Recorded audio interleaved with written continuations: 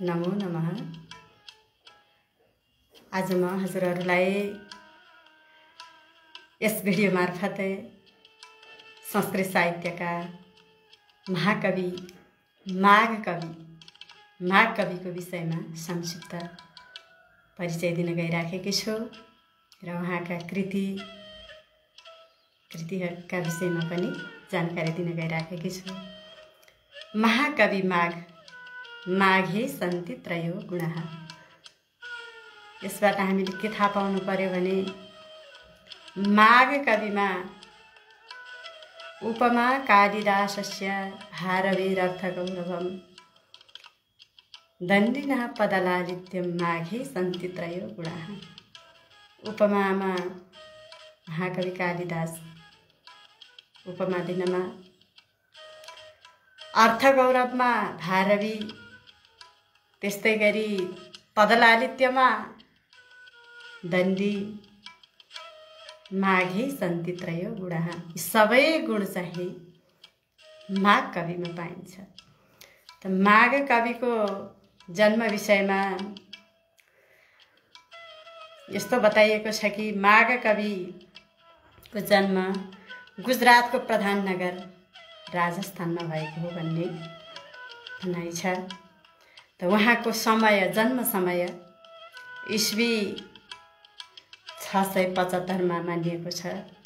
महाकवि माघ उहाँका पितामह हुनुहुन्थ्यो। ब्राह्मण कुलमा जन्मनुभएका महाकवि माघ समृद्धशाली सम्पन्नशाली परिवारमा जन्मनुभएका महाकवि माघ सुप्रभदेव उहाँका पितामह हुनुहुन्थ्यो। महाकवि माघका पिता हुनुहुन्छ दत्तक हुनुहुन्थ्यो। महान दानी, उदारी, अत्यन्त विद्वान यस्ता दत्तक हुनुहुन्थ्यो। उहाँका पुत्रका रूपमा महाकवि माघ जन्मनु भएको छ। संस्कृत साहित्यका प्रकाण्ड विद्वान, अत्यन्त सम्पन्नशाली परिवारमा जन्मनुभएका महाकवि माघ जन्मने बित्तिकै एक समय ज्योतिषका विशारद ज्योतिषहरू आएर महाकवि माघको जन्मपत्रिका हेर्न लाग्नुभयो। जन्मपत्रिका हेर्दाखेरि उहाँको सुरुमा धनाढ्य हुने र वृद्ध अवस्थामा अत्यन्त गरिब दरिद्रता हुने अवस्था बताइदिनु भयो। त्यो सुनेपछि महाकवि माघका पिता दत्तकलाई अत्यन्त चिन्ता पर्यो।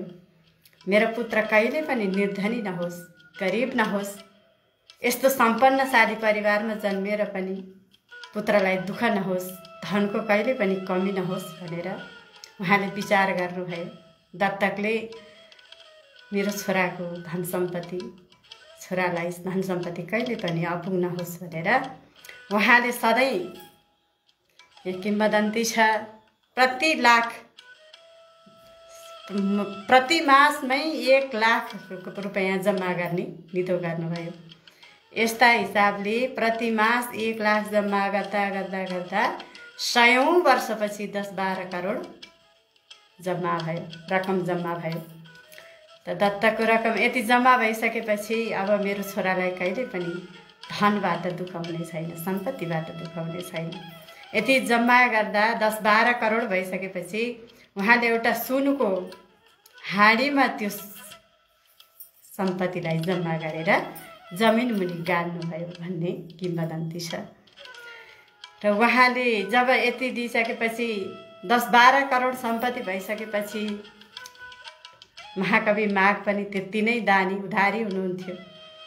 पिताको देहान्तपछि महाकवि माघले ती जति पनि धन थियो, पैसा थियो, एकैचोटिमा उहाँले आफूसँग माग्न आएका याचकहरूलाई एकै फेरीमा 1 लाखसम्म पनि दान दिनुहुन्थ्यो। एकै पटकमा 1 लाख दान दिँदा यस्तै कारणले गर्दा अन्तिम अवस्थामा महाकवि माघ दरिद्र हुन पुग्नुभयो, निर्धनी हुनुभयो। पत्नी पनि त्यत्तिकै उदारी थिइन्, दानी थिइन्, पत्नी थिइन्। महाकवि माघकी पत्नीको नाम हो विद्यावती भनेर बताइएको छ। विद्यावतीलाई एक समय महाकवि माघ भोज राजाका राजकवि पनि हुनुहुन्थ्यो। त्यसै हुनाले उहाँले निर्धन भइसकेपछि एउटा पत्रिका लेख्नुभयो, पत्र लेख्नुभयो। यो पत्रमा कुमुदवनमस्त्री श्रीमदम्भोज सन्दम त्यजति मधुमुलुकः प्रीतिमां शक्रवाकः इत्यादि पद्य लेखेर पत्रिका पत्नीलाई यो लिएर जाऊ भोज कहाँ, भोज राजा कहाँ भनेर भोज राजाका सभामा महाकवि मागले पठाउनु भएको छ। त्यो पद्य लिएर महाकवि मागकी पत्नी पुग्नुभयो भोज राजाका सभामा। भोज राजाले त्यो पत्र पढ्नुभयो। त पढ्ने बित्तिकै यसो हेर्नुभयो, उहाँले ती माग कविकी पत्नीलाई प्रशस्ति धन, प्रचुर धन, त्यो पद्य पढ्ने बित्तिकै प्रशस्ति धन दिएर पठाउनुभयो। त्यो धन लिएर आउँदै हुनुहुन्थ्यो महाकवि मागकी पत्नी विद्यावती। बाटोमा माग्न आएका ती याचकहरूलाई देख्ने बित्तिकै दया लाग्यो। त दया लाग्ने बित्तिकै उहाँले त्यो सम्पूर्ण जति भोजले दिनुभएको सम्पत्ति थियो, धन थियो, त्यो धन बीच बाटोमा नै दान दिएर सक्नुभयो। समाप्ति भयो। आफ्नो दरबारमा, आफ्नो घरमा आउँदा केही पनि छैन, सम्पत्ति धन केही पनि छैन। राजा यता मागलाई सम्पूर्ण बताइन् पत्नीले। निर्धनी भएको कारणले गर्दा महाकवि माग अत्यन्त दुखित हुनुभयो, चिन्तित हुनुभयो। अन्तिममा वृद्ध अवस्थामा उहाँ अत्यन्त बाँड्दा सम्पत्ति सम्पूर्ण सकेर निर्धनी भएर, दरिद्री भएर, अत्यन्त दुखी भएर महाकवि मागले प्राण त्याग गर्नुभयो। त यो प्राण त्याग गरेको खबर भोज राजाले सुन्नुभएछ। केही समयपछि अत्यन्त चिन्तित भएर, दुखित भएर महाकवि मागको दाह संस्कार, अग्नि संस्कार गराइदिनु भएको छ। महाकवि मागका सन्तान छोरा थिएनन्, छोरी एक मात्र थिइन्। पत्नी पनि उनी माग कविकै साथमा सती गइन् भन्ने रहेको छ। महाकवि मागको जीवनी अत्यन्त दानशीलता, उहाँमा, महाकवि मागमा यस्तो शक्ति थियो, सहनशीलता। जतिसुकै दुःख कष्ट आपत आइपर्दा पनि उहाँले सहन गर्ने शक्ति उहाँमा थियो। त्यस्तै गरी दानशीलता, सूक्ष्मदर्शी, आत्माभिमानी, उपकारपरायण, अरूको दुःख देख्न नसक्ने यस्ता महान दानी उदारी महाकवि माग। माग सम्पूर्ण शास्त्रका ज्ञाता हुनुहुन्थ्यो भनेर पनि चिन्न सकिन्छ। दर्शन शास्त्रमा पनि त्यत्तिकै विज्ञ र सङ्गीत शास्त्रमा पनि त्यत्तिकै विज्ञ, व्याकरण शास्त्रमा पनि निपुण हुनुहुन्थ्यो महाकवि माग। त महाकवि माग जसरी कालिदासलाई दीपशिखाले उपाधिले सम्मान गरिएको थियो। महाकवि कालिदासको उपाधि, कालिदासले प्राप्त गर्नुभएको उपाधि दीपशिखा हो। सम्पूर्ण विद्वानहरूले महाकविको कालिदासको प्रशंसा, महाकवि कालिदासको जुन कृति पढेर सबैले अत्यन्त प्रशंसा गरेर दिनुभएको उपाधि हो दीपशिखा। त्यस्तै गरी भारवीलाई पनि, महाकवि भारवीको काव्य छ किरातार्जुनीय महाकाव्य, महत्त्वपूर्ण छ। यो पनि अर्थगाम्भीर्यले भरिपूर्ण भएको महाकाव्य। त्यस्तै उहाँले पाउनुभएको उपाधि छ, भारवीले आतपत्र क्षेत्र कविको उपाधि प्राप्त गर्नुभएको थियो। त्यस्तै समान माघ कविले पाउनुभएको उपाधि छ। माघ कविलाई संस्कृत साहित्यका महाकवि माघ कवि हुनुहुन्छ, उहाँलाई घण्टा कविको उपाधि प्राप्त भएको थियो। घण्टा कवि भनेर चिनिन्छ। घण्टा कवि भनेर यदि कहीँ आयो भने हामीले के विचार गर्नु पर्यो भने माघ कवि हुन् भन्ने हामीले चिन्नुपर्छ। यो उपाधिले महाकवि सम्मानित हुनुभएको थियो। महाकवि माघका विषयमा संस्कृत साहित्यका महाकवि माघले मात्र उहाँको कृति मात्रै छ।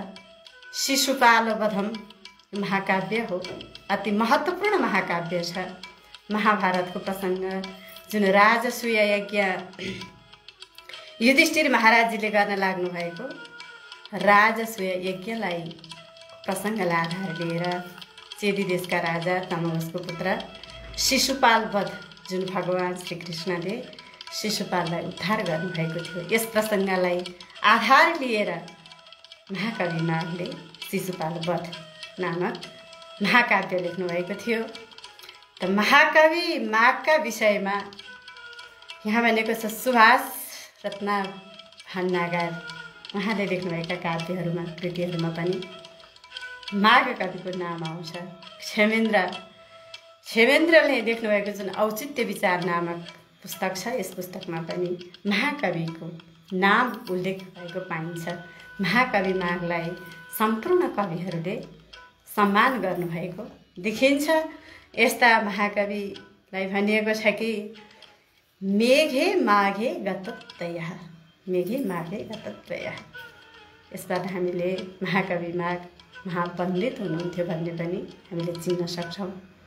पौराणिक पुराण आदि शास्त्रहरूका विचार कथालाई घटनाहरूलाई आधार लिएर महाकाव्य रचना गर्नुहुने महाकवि माघ पुराणका पनि ज्ञाता हुनुहुन्थ्यो भन्ने हामीले चिन्न सक्छौँ, जान्न सक्छौँ। उहाँका काव्य कृति पढेर सुनेर। त्यसै हुनाले यहाँ भनिएको छ कि मेघो माघे इवाशेष क्षमा कम्पयितुम जगत भनेर बताएको छ। जसरी माघ महिनामा ठन्डी हुन्छ, माघ महिना भनेको चिसो समय हो, ठन्डी हुन्छ, जसरी प्राणीहरू ठन्डीले काप्दछन्, मेघ हो यहाँ भनेको छ माघे इवाशेषा क्षमा कम्पयितुम जगत। त्यसै हुनाले माघ महिनामा जसरी मानिसहरू काप्दछन् ठन्डीका कारणले गर्दा, ठन्डी वातावरणको कारणले गर्दा, त्यसरी नै महाकवि माघका कविता पढ्ने बित्तिकै पनि सम्पूर्ण कविहरू पनि काप्न थाल्दछन्। त्यति अर्थ गाम्भीर्यता, उपमा अलङ्कार आदिले सुशोभित पदलालित्य उति नै सुन्दर महाकवि माघका काव्यमा पाइन्छन् भनेर देखाइएको छ।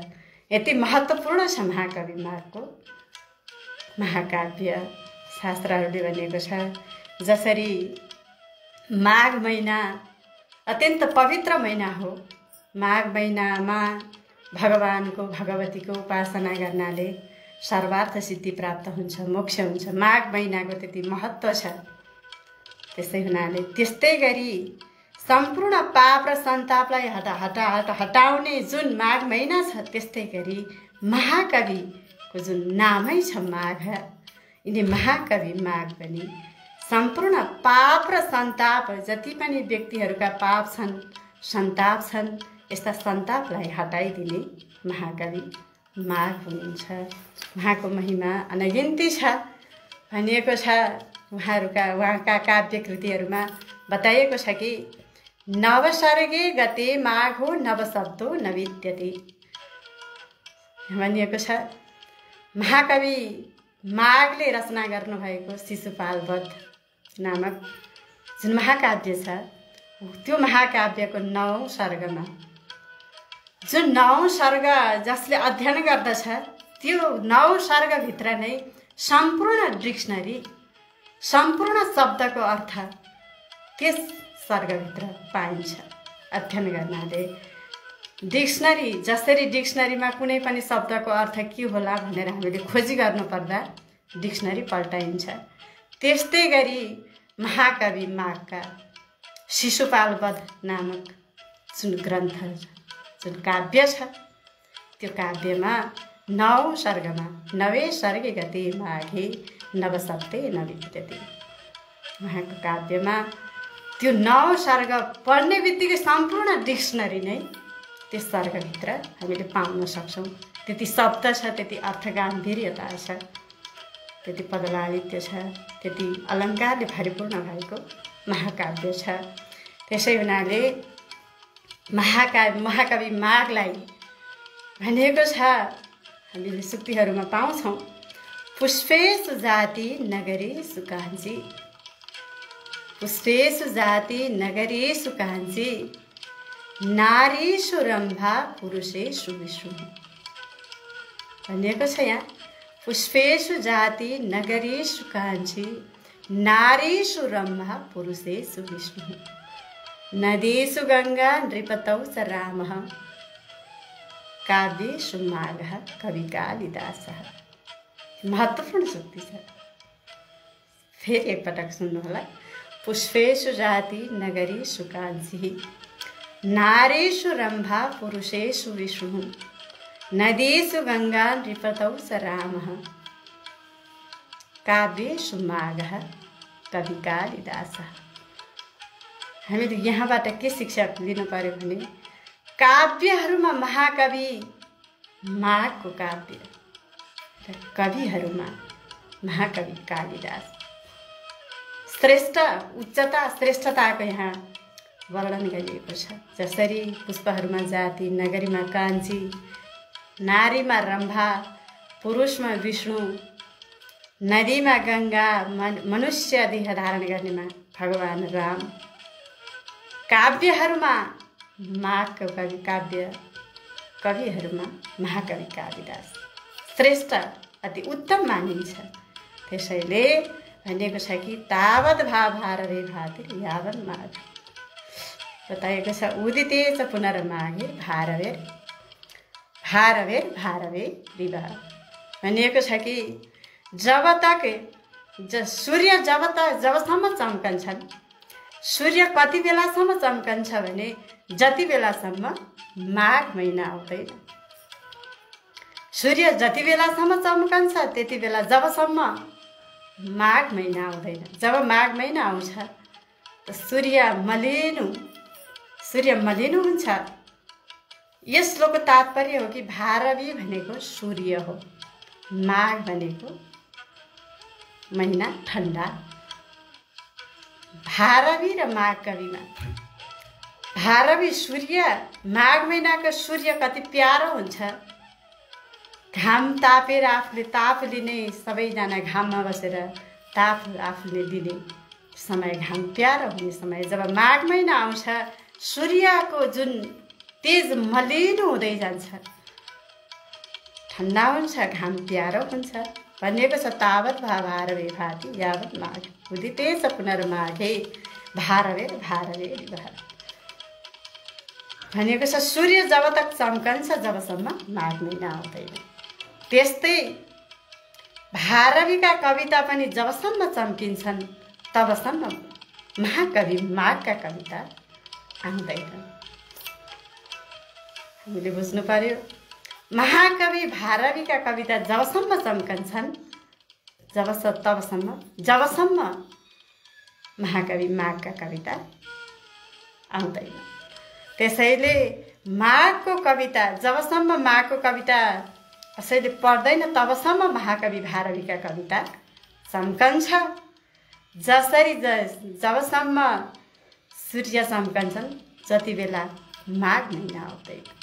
प्रसङ्गलाई यहाँ लिएको छ, महत्त्वपूर्ण प्रसङ्ग छ यो महाकवि माघको प्रसङ्ग। त्यसै हुनाले भनिएको छ कि मुरारी पदचिन्ता चेत तदा माघे रतिम कुरु।